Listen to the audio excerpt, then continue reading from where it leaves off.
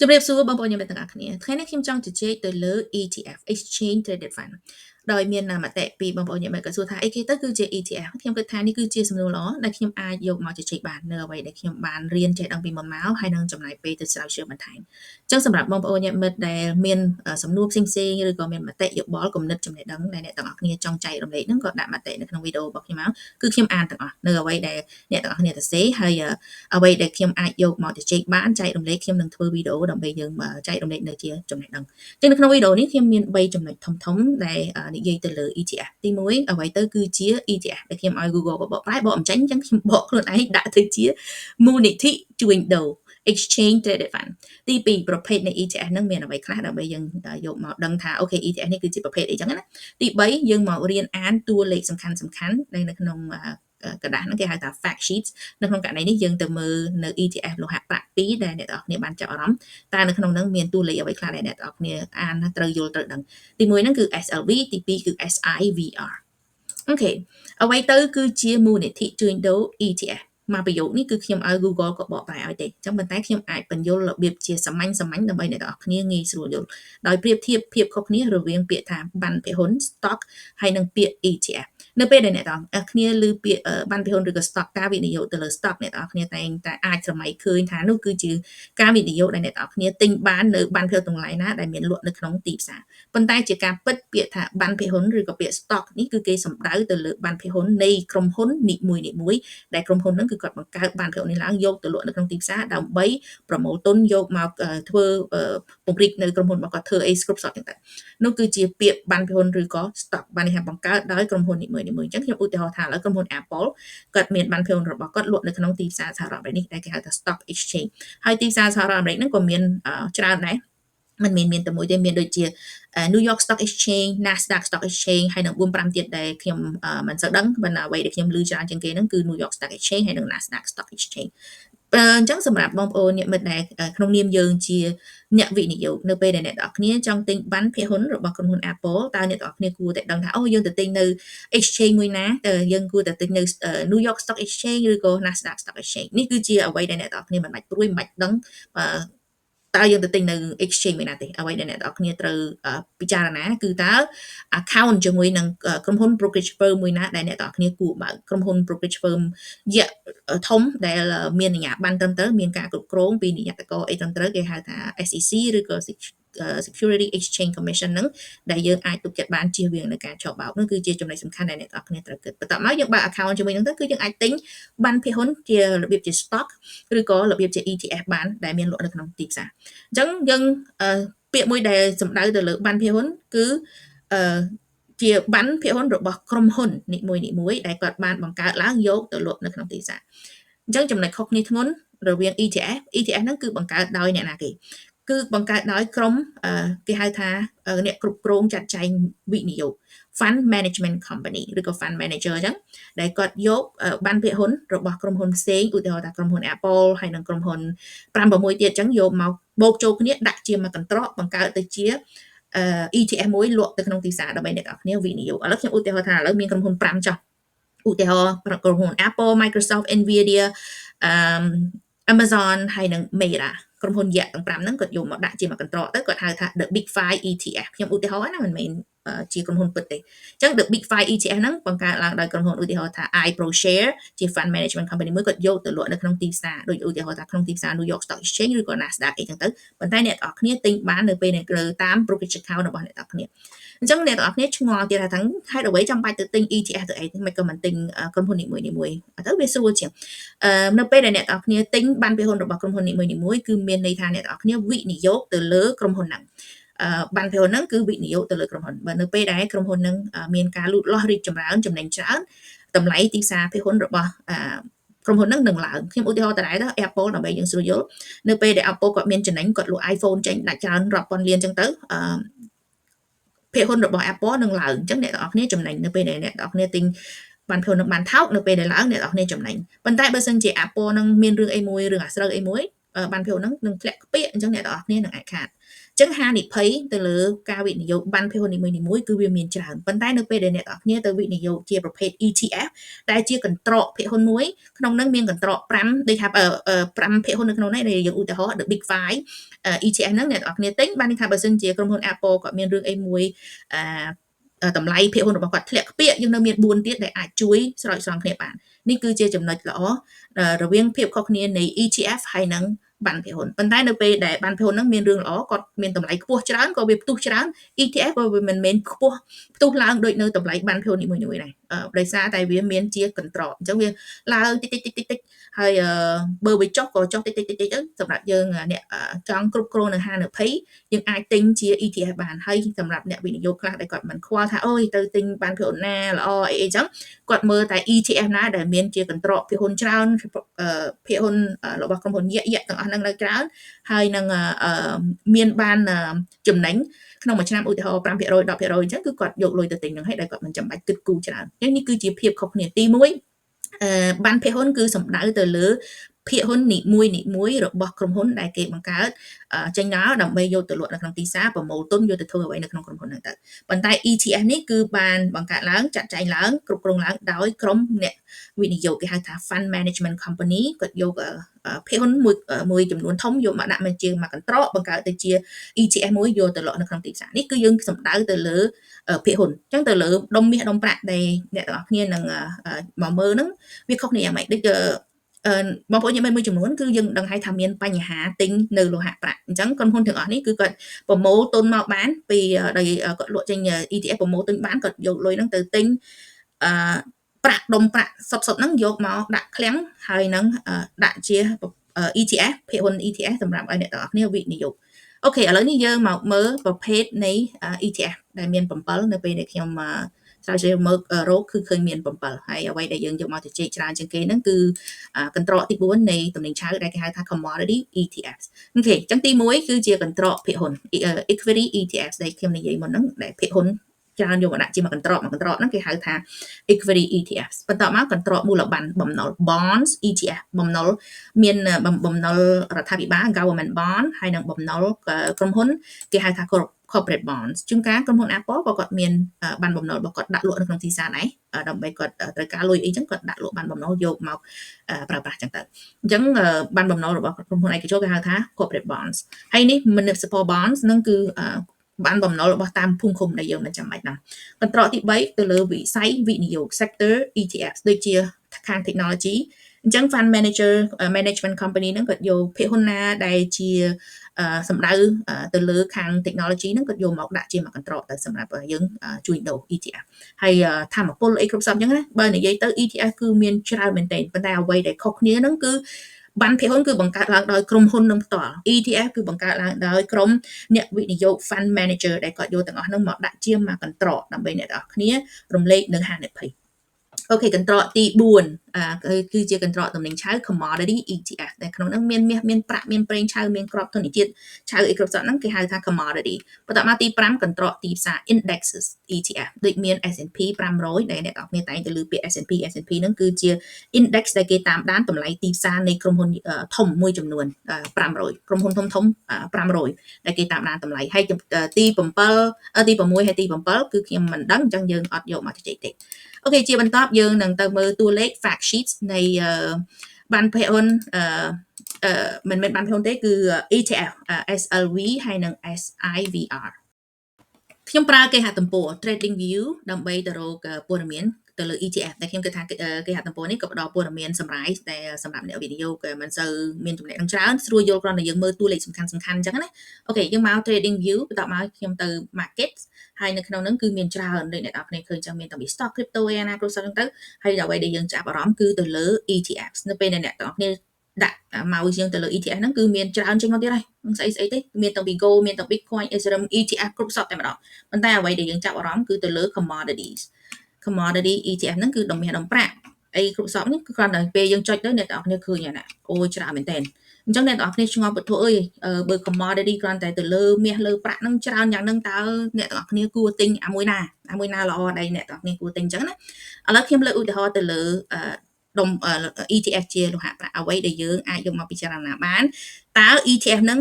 fund management របស់ ETF ហ្នឹងជាក្រុមហ៊ុនមួយណាដែលមានប្រវត្តិយូរឬក៏យ៉ាងម៉េចហើយចំណុចទី1ទី2ទៅលើ trading volume ការបរិមាណនៅចំនួនជួញដូរក្នុងមួយថ្ងៃតើគាត់ជួញដូរក្នុងមួយថ្ងៃហ្នឹងក៏មានការផ្លាស់ប្ដូរអ្នកទិញ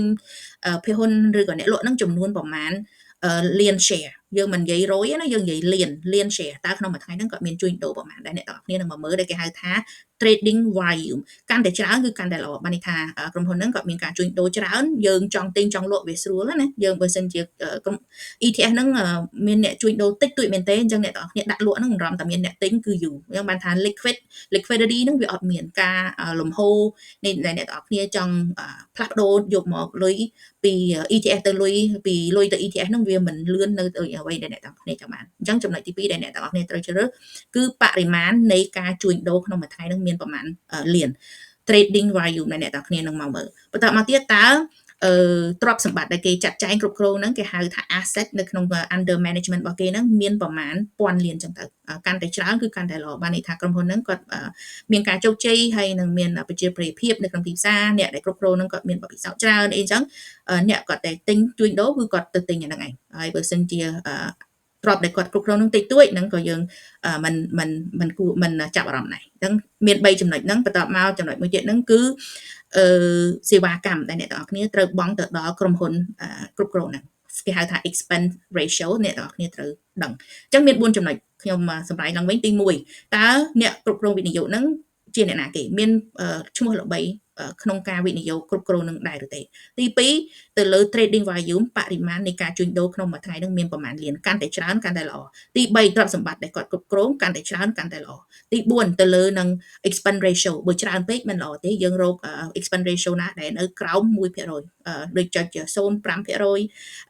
ចុច 0.3% នោះគឺជា expense ratio ដែលអ្នកទាំងអស់គ្នាអាចទទួលបានអញ្ចឹង4ចំណុចហ្នឹងនៅពេលដែលអ្នកទាំងអស់គ្នាបើកមកឃើញ ETF នេះអូច្រើនណាស់អញ្ចឹងអ្នកទាំងអស់គ្នាត្រូវស្រាវជ្រាវទៅរកថាតើfund management មួយណា trading volume ច្រើនប៉ុណ្ណាលុយដែលគេមាននៅក្នុងកន្ត្រករបស់គេនឹងច្រើនប៉ុណ្ណាបន្តមក expense ratio របស់គេនឹងច្រើនប៉ុណ្ណាអូខេនៅពេលដែលយើងទៅ market យើងចុចរក SLV ដែលខ្ញុំនឹងយកមកនិយាយអញ្ចឹងខ្ញុំចុចឲ្យអស់ហើយកុំឲ្យខាតពេលនៅក្នុងនេះគឺយើងតាមពិតនិយាយពី SLV នេះគឺជាលោហៈប្រាក់ដែលបង្កើតឡើងដោយគេដាក់ iShare Silver Trust ហើយនេះគឺជាទីផ្សារដែលជួញដូរដែលគេហៅថា New York Stock Exchange American គឺជួញដូរនៅសហរដ្ឋអាមេរិកនេះតែម្ដងដែលខ្ញុំនិយាយមុនហ្នឹងថានៅអាមេរិកហ្នឹងគឺមាន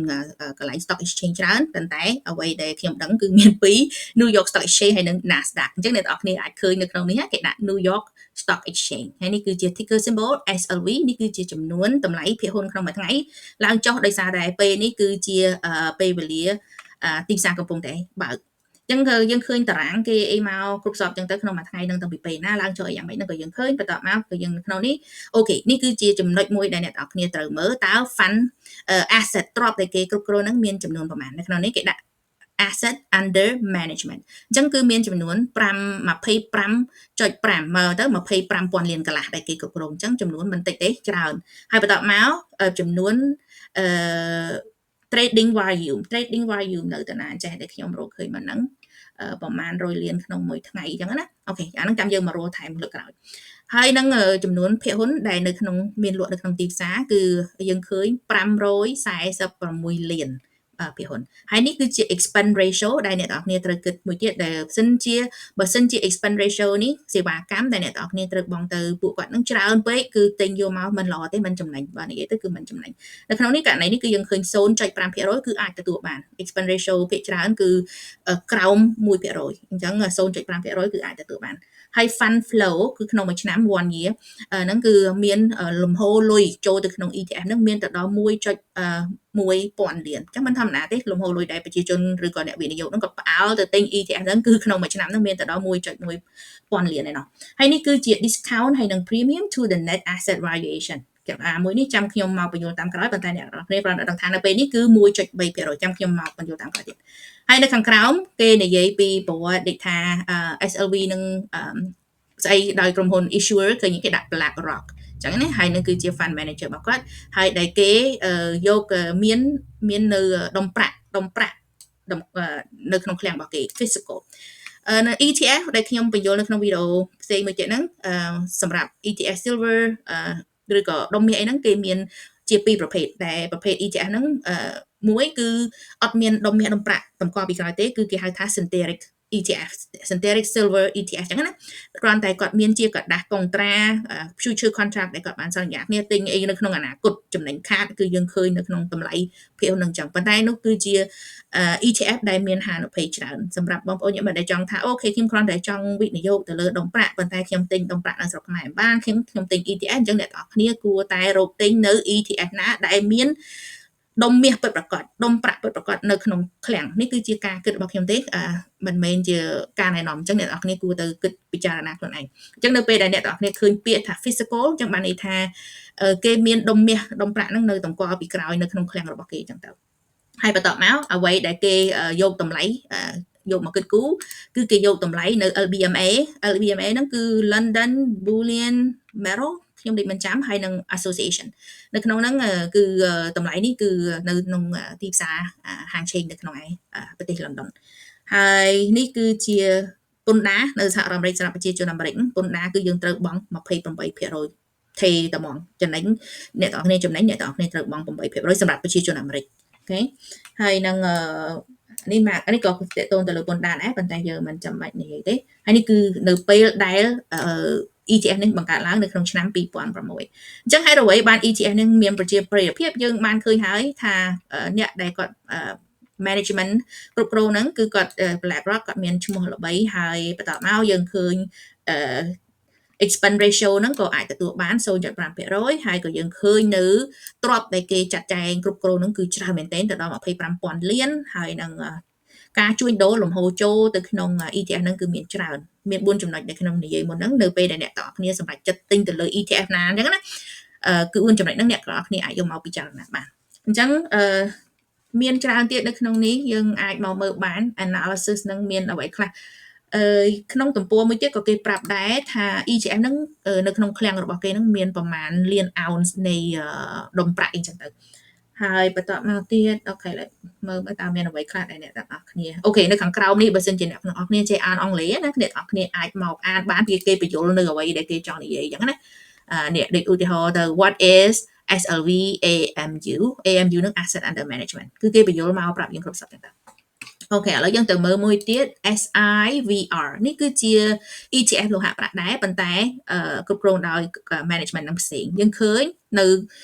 ជួញដូរនៅក្នុងទីផ្សារ New York Stock Exchange ដូចគ្នានឹង SLV ដូចគ្នាហើយតម្លៃក៏យើងឃើញផងដែរឡើងច្រើនជាងSLV នេះគឺជាចំណុចដែលអ្នកទាំងអស់គ្នាឆ្ងល់ចុះមិនអានេះថោកជាងអានោះថោកជាងនៅពេលដែល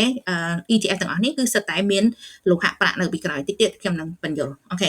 យើងមកមើលខាងក្រោមតួលេខនឹងដូចគ្នាទ្រព្យដែលគេមាននៅក្នុងការគ្រប់គ្រងរបស់គេនឹងតិចតែមានតែ 3.4,000 លានបើប្រៀបធៀបទៅនឹង SLV អ្នកទាំងអស់គ្នាឃើញខុសគ្នាច្រើនមែនទែន 25,000 លានហើយនឹង 3.4,000 លានប៉ុន្តែសេវាកម្មដែលអ្នកនរគ្នាត្រូវបង់ហ្នឹងគឺមានតែ 0.3% ទេតិចបើនិយាយទៅខាងនេះគឺមានទៅ 0.5 នេះគឺគាត់ 0.3 អញ្ចឹងនេះគឺជាចំណុចមួយដែលអ្នកនរគ្នាពិចារណាថាសេវាកម្មថោកជាងដែលយើងគិតថាអូខេប្រហែលជាវិនិយោគទៅលើនេះល្អជាងអញ្ចឹងណាហើយចំនួនភាគហ៊ុនដែលគេមាននៅក្នុងទីផ្សារ70 លានក៏តិចជាងនេះដែរខាងនេះគឺមានទៅដល់546 លានអញ្ចឹងគាត់មានត្រឹម70 លានអញ្ចឹងយើងឃើញហើយ70 លានហើយនឹងទ្រព្យដែលគាត់គ្រប់គ្រងគឺទៅតាមនឹងអញ្ចឹងទៅហើយនេះគឺជា discount ហើយនឹង premium ទៅនឹង net asset value 1.2% ហើយ SLV គឺ 1.3% អូខេចំនួននៃលោហៈប្រាក់ផ្ទាល់ហ្នឹងក៏ក្នុងនេះគឺមើលឃើញដែរប៉ុន្តែនេះយើងឃើញពាក្យថា physical មើលខុសក្នុងនេះយើងឃើញថាពាក្យថា physical បានន័យថាមានលោហៈប្រាក់នៅពីក្រោយដូចគ្នានៅពេលដែលអ្នកទាំងអស់គ្នាឃើញនៅកន្លែងនេះគេដាក់ synthetic បានន័យថាអត់មានទេអត់មានដុំប្រាក់ដុំអីនៅឃ្លាំងទេណានោះគឺជាគ្រាន់តែជាกระดาษកុងត្រា future contracts ដែលគេយល់ព្រមអីទិញនៅក្នុងអនាគតដែលមានហានិភ័យច្រើនជាងប្រភេទ ETF មួយនេះអញ្ចឹងយើងឃើញថា ETF នេះគឺគ្រប់គ្រងឡើងដោយ Aberdeen Group អញ្ចឹងខុសគ្នានឹង ETF មួយទៀតហ្នឹងគឺគ្រប់គ្រងឡើងដោយ BlackRock យើងឃើញហើយបន្តមកទៀតក៏យើងឃើញគឺការជ្រើសរើសតម្លៃលោហៈប្រាក់ហ្នឹងគឺដូចគ្នា LBMA London Bullion Marrow Association នឹងដូចគ្នាហើយបងពុនគេប្រាប់អីដូចគ្នាទាំងអស់ហើយលោហៈប្រាក់នេះគឺបង្កើតឡើងនៅក្នុងឆ្នាំ2009ហើយនឹង SLV នៅឆ្នាំ2006អញ្ចឹងខុសគ្នា3ឆ្នាំអូខេនេះគឺជាអ្វីដែលអ្នកទាំងអស់គ្នាអាចមើលហើយនឹងសម្រេចចិត្ត នៅពេលដែលអ្នកគ្នាចង់ទិញ ETF លោហៈប្រាក់ហើយមិនដឹងចង់ទិញទៅលើអ្វីហើយសម្រាប់ខ្ញុំខ្ញុំបានទៅសេថាខ្ញុំបានទិញតិចតួចមែនទេមិនមានអីច្រើនទេតិចតួចភាគហ៊ុនទៅលើ SIVR ហើយនឹងតិចតួចភាគហ៊ុនទៅលើ SLV ហេតុអ្វីខ្ញុំទិញទាំងពីរពីព្រោះខ្ញុំឃើញ SIVR ហ្នឹងគឺមាន expense ratio របស់គាត់ហ្នឹងតិចជាង 0.3% ហើយទ្រព្យដែលគាត់គ្រប់គ្រងក៏គាត់មានច្រើនគួរសមដែរអញ្ចឹងណាអញ្ចឹងខ្ញុំសម្រេចចិត្តទិញអានេះផងហើយនឹងទិញអានេះផងនេះគឺ expense ratio របស់គាត់ហ្នឹងគឺច្រើនឥឡូវនេះយើងមកមើល net asset value បន្ទាប់មកយើងនឹងមកទៅជែកនៅក្នុងចំណុចនេះមួយទៀតdiscount ឬក៏ premium ទៅលើ net asset value អូខេឥឡូវនេះយើងមកមើល net asset value ដែលខ្ញុំ log in ចូលទៅក្នុង account របស់ខ្ញុំ Charles Schwab សម្រាប់បងប្អូនអ្នកមាន interactive brokers អាចសាកល្បងបានដោយយើងដាក់ SLV ទៅយើងទៅស្រាវជ្រាវរកមើលព័ត៌មានបន្ថែមហើយយើងក៏មិនចាំបាច់ទៅប្រើ trading view នេះផងដែរបើនៅពេលដែលអ្នកនរគ្នាមាន account ទៅលើ Charles Schwab អ្នកនរគ្នាអាចចុចស្រាវជ្រាវរកនៅក្នុងគេហទំព័ររបស់ Charles Schwab នឹងបានប៉ុន្តែ trading view នេះគឺយើងអាចរកបានច្រើនដោយអ្នកនរគ្នាមិនចាំបាច់មាន account ជាមួយអញ្ចឹងណាអូខេអញ្ចឹងការស្រាវជ្រាវព័ត៌មានមិនមែនយើងស្រាវជ្រាវតាមមួយកន្លែងទេជួនកាលយើងស្រាវជ្រាវនៅ 3-4 កន្លែងទៅនៅរកនៅព័ត៌មានណាដែលអ្នកនរគ្នាចង់បានអូខេខ្ញុំមក log in ចូលទៅក្នុង Charles Schwab របស់ខ្ញុំដើម្បីរកតួលេខបញ្យល់ពី net asset value នៅក្នុងហ្នឹងគឺខ្ញុំមក fund document ហើយបន្តមក annual report ពាក្យថា net asset value គឺជាការគុណគូគណនាតើទ្រព្យដែលគេមានហ្នឹងនៅក្នុងតម្លៃជាមួយ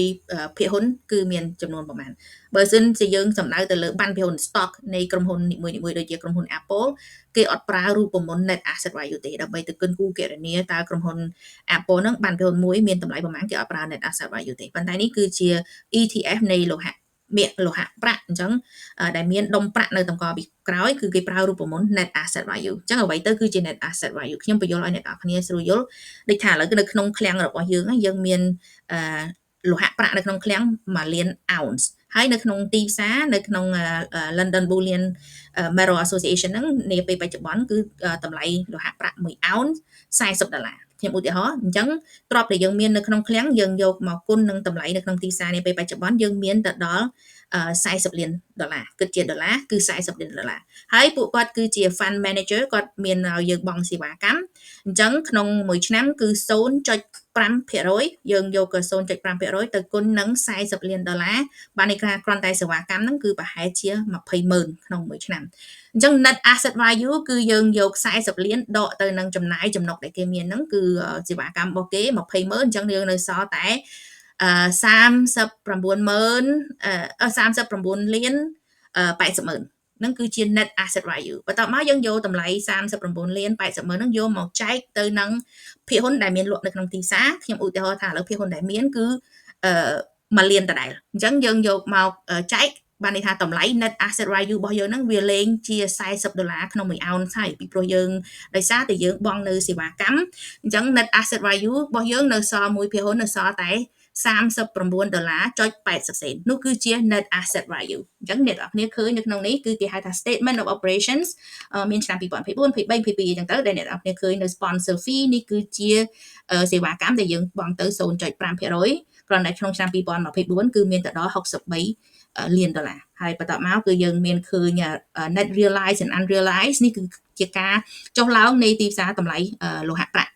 នៅក្នុងទីផ្សារហ្នឹងគឺឡើងចុះប្រមាណហ្នឹងគេយកមកគុណគូអញ្ចឹងណាហើយបន្ទាប់មកអានេះ silver bullion distribution for redemption នេះហ្នឹងគឺផ្សេងទៀតយើងមិនចាំបាច់យកមកទៅជែកនៅក្នុងករណីទេប៉ុន្តែយើងឃើញ net asset value decrease ឬក៏ increase ឡើងឬក៏ចុះហ្នឹងណាគឺអានេះចំនួនដែលឡើងនៅក្នុងឆ្នាំ2024ហ្នឹង 4.42% ចាំបើសិនឧទាហរណ៍ថានៅក្នុងឆ្នាំ2023បានភាគហ៊ុន ETF របស់ SLV ហ្នឹង$30អញ្ចឹងនៅឆ្នាំ2024គាត់ឡើងទៅដល់ 34.42 នេះគ្រាន់តែជាការគិតសាមញ្ញហើយនៅក្នុងនេះក៏យើងឃើញតួលេខអីយ៉ាងច្រើនផងដែរហើយតើគេមានដាក់ជាចំនួនប្រាក់ជា ounce ដែរទេខ្ញុំចាំបានខ្ញុំរកឃើញអូនេះចំនួន ounce នៅក្នុងឆ្នាំ2024គឺមានទៅដល់$463 លាន ounce ហើយនេះគឺជាតម្លៃដែលគាត់ទិញអញ្ចឹង$11,000 លាននៅគាត់ទិញបាន$463,000 លាន ounce តម្លៃទិញគឺ$11,000 លានហើយនៅក្នុងឆ្នាំ2023អីគ្រប់សពអញ្ចឹង net asset value គឺមានន័យដូចខ្ញុំបញ្យល់នឹងអញ្ចឹងឥឡូវនេះយើងមកមើលនៅក្នុង នេះវិញម្ដងទៀតដែលគេហៅថា discount ឬក៏ premium to net asset value យើងដឹងហើយ net asset value គឺយើងជាតម្លៃទីផ្សារនៃលោហៈប្រាក់យកទៅគុណនឹងតម្លៃចំនួន ounce ដែលមាននៅក្នុងឃ្លាំងដកនឹងសេវាកម្មចំណាយចំណុច A ទាំងប្រមាណយកមកចែកទៅនឹងចំនួនទីផ្សារភាគហ៊ុនមាននៅក្នុងទីផ្សារអញ្ចឹងយើងបាននៅតម្លៃពិតនៃភាគហ៊ុន ETF ហ្នឹងក្នុងមួយភាគហ៊ុនចំនួនប្រមាណអញ្ចឹងនៅពេលដែលមានតួលេខ 1.3% គឺបានន័យថាគឺជា premium ហ្នឹងបានន័យថាបើសិនជា net asset value របស់ SLV ត្រឹមតែ$47ក្នុងហ្នឹងណាខ្ញុំឧទាហរណ៍$47នៅពេលដែលយើងគិតគូរ